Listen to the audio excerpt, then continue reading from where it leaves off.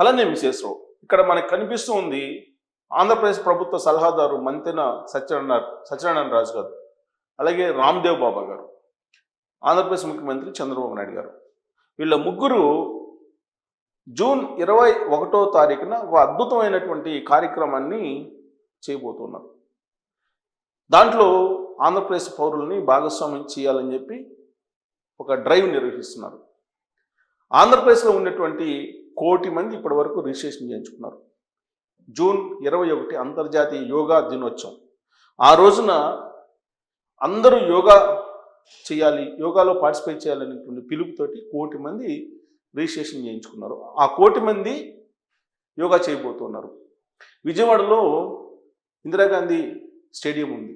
ఆ స్టేడియంలో దాదాపు 6,000 మంది యోగా చేయబోతున్నారు. దాంట్లో చంద్రబాబు నాయుడు గారు, మంతెన సత్యనారాయణ రాజు గారు, అలాగే రామ్దేవ్ బాబా గారు ముఖ్య అతిథిగా పార్టిసిపేట్ చేయబోతున్నారు. యోగా మీద అవేర్నెస్ తీసుకొచ్చే ప్రయత్నం చేస్తూ ఉన్నారు చంద్రబాబు నాయుడు గారు. దాంట్లో భాగంగా సంజీవిని అనేటువంటి కార్యక్రమానికి దీన్ని అనుసంధానించారు.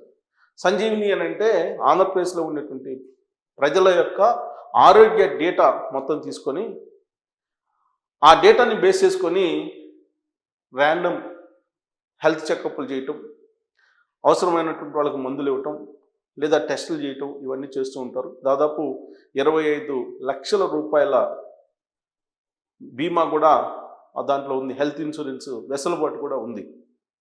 సో సంజీవిని ప్రోగ్రాంకి దీన్ని అనుసంధానం చేయబోతున్నారు. దానికి కారణం ఏంటంటే ఆంధ్రప్రదేశ్ని ఆయన హెల్దీ, హ్యాపీ, వెల్దీగా మార్చాలనుకుంటున్నారు. సో హ్యాపీగా, వెల్దీగా, హెల్దీగా ఉండాలని అంటే ఖచ్చితంగా యోగా అవసరం అని చెప్పి ఆయన విశ్వసిస్తున్నారు. స్వ అనుభవం కూడా చంద్రబాబు నాయుడు గారికి ఉంది, యోగా కారణంగా వచ్చేటువంటి బెనిఫిట్స్.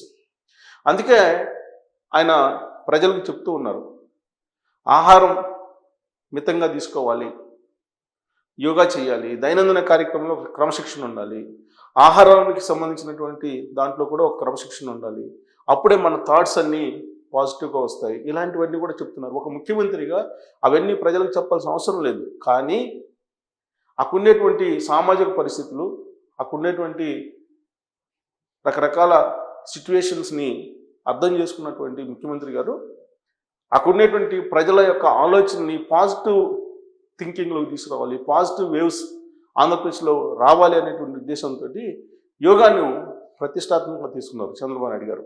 అందుకే ప్రపంచ యోగా దినోత్సవాన్ని గత ఏడాది వైజాగ్లో నడిపారు. అక్కడికి ప్రధానమంత్రి నరేంద్ర మోడీ గారు కూడా వచ్చారు.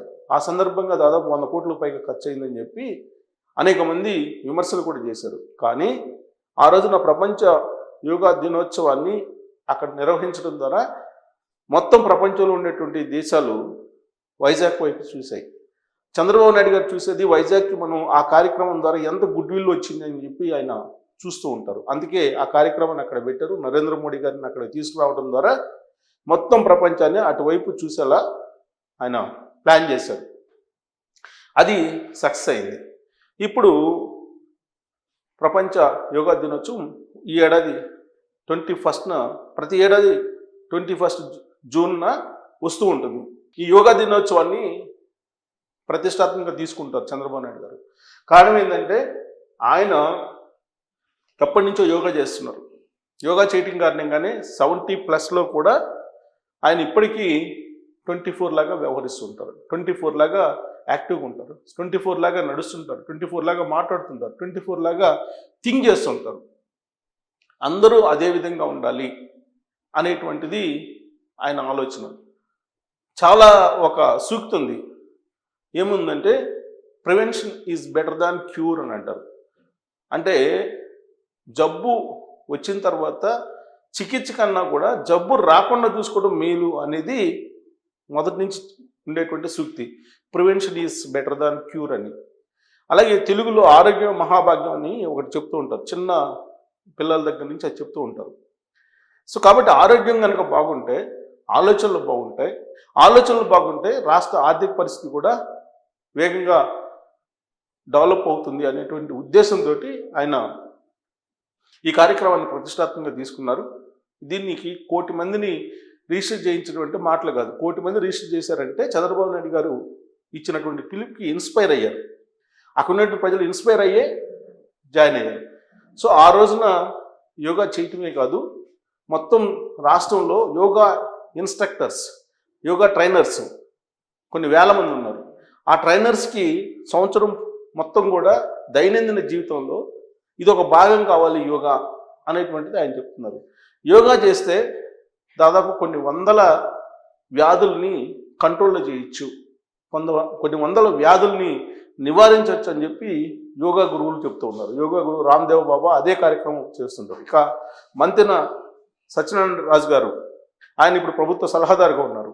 ఆయన ఆహార నియమాలు, అలాగే దైనందిన జీవితంలో ఏ వ్యాధికి ఎలాంటి యోగాని మనం కనుక అవలంబిస్తే తగ్గుతుంది, క్యూర్ చేసుకోవచ్చు అనే దాని మీద గైడెన్స్ ఇస్తూ ఉంటారు. ఆయన ఆల్రెడీ యూట్యూబ్లో, సోషల్ మీడియాలో ఉంటారు ఇద్దరు కూడా యాక్టివ్గా యోగా విషయంలో, రామ్దేవ్ బాబా అలాగే మంతెన. వీళ్ళిద్దరూ కొన్ని క్రానిక్ డిసీజెస్ని కూడా యోగా ద్వారా తగ్గించినటువంటి వాళ్ళు ఉన్నారు. ఇప్పుడు మంతెన గారికి ఆల్రెడీ విజయవాడ సమీపంలో ఒక పెద్ద నేచర్ క్యూర్ హాస్పిటల్ ఉంది. అక్కడ దీర్ఘకాలిక వ్యాధులను కూడా యోగా ద్వారా, ఆహార నియమాల ద్వారా తగ్గించినటువంటి సందర్భాలు అనేకం ఉన్నాయి. అందుకే ఆరోగ్యం బాగుండాలి, ఆరోగ్యం మహాభాగ్యం.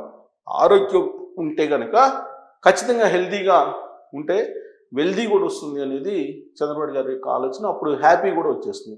So happy, wealthy, healthy Andhra Pradesh అనేటువంటి కాన్సెప్ట్లో యోగాని చంద్రబాబు నాయుడు గారు డెఫినెట్గా ప్రతి ఇంట్లో కూడా యోగా చేసేటువంటి అలవాటు చేయాలనేటువంటి ఉద్దేశం, అలాంటి లక్ష్యం ఆయన పెట్టుకున్నారు. అందుకే యోగా దినోత్సవాన్ని ప్రతిష్టాత్మకంగా తీసుకున్నారు. జిల్లాల్లో కలెక్టర్లు కూడా 21వ తారీఖు సన్నద్ధం అవుతున్నారు. ప్రతి గ్రామంలో, ప్రతి మండలంలో ఈ కార్యక్రమం జూన్ 21వ తారీఖున నిర్వహించడానికి భారీ సన్నాహాలు చేస్తూ ఉన్నారు. ఇది ఏ ఒక్కరోజు లేదంటే ఒక్క సంవత్సరం ఇది అందరూ అవలంబించరు, క్రమేణా అలవాటు అవుతారు.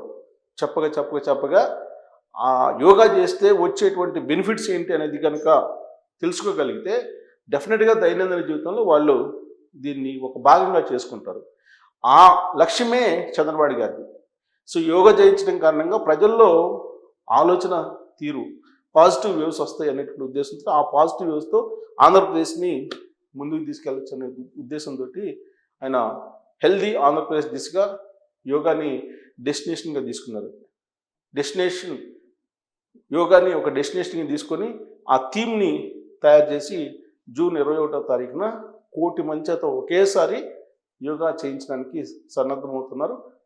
ఒకవేళ ఆ రోజు వర్షం వచ్చినా ప్రత్యామ్నాయ మార్గాల్లో ప్రత్యామ్నాయ ఏర్పాట్లు కూడా అధికారులు చేయడం జరిగింది. మరి యోగాకి సంబంధించి పెడుతున్నటువంటి ఖర్చు వ్యర్థం అని చెప్పి కొంతమంది అంటున్నారు. దాని మీద మీరు కామెంట్ చేయొచ్చు. Thank you.